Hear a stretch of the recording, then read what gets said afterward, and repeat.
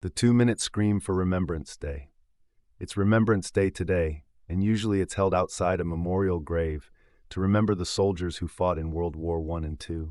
It's the sacrifice they gave which shaped the world that we live in today. It's great that we still remember the two big wars because lest we forget and we make the same mistakes again. It's usually held outside as well. And for 2 minutes, we are in silence to show respect to the soldiers that fought in the world wars.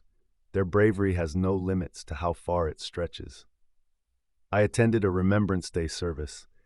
It was held outside a statue memorial grave, and people were gathering in the numbers.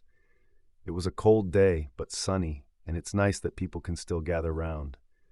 Before the 2 minutes starts, a man stood on the statue and through a speaker, he told us all, "Today we are going to do a 2-minute scream instead of silence." And I had never heard of a 2-minute scream before. It's always supposed to be a 2-minute silence. Then again, I guess things change sometimes, and screaming can have more meaning and represent the horrors of the world wars. When the 2 minutes started to remember the fallen heroes, nearly everyone was screaming. They screamed so loudly, and the 2 minutes was a slow 2 minutes. Some started dropping to the ground because of all that screaming, and they had lost their breaths. I was hesitant of doing a 2-minute scream, and I saw another person who was also hesitant to do a 2-minute scream.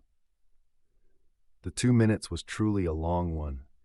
Then the other guy who wasn't screaming, some people started to stab him a little and hit to get him to scream a little, and he did scream a little.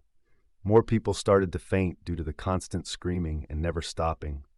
This was the weirdest way to show respect to the fallen soldiers of both world wars. Then someone kept tasing me, and it was making me scream. Then one of the fainter, their spirit possessed me, and I started to scream non-stop. It was long and exhausting, and I wanted it to stop. Then more people started to faint, and because of all the non-stop screaming, even my ears felt like they were going to bleed. I wanted to stop screaming, but the spirit of one of the fainters kept making me scream. Then finally, the 2-minute scream ended,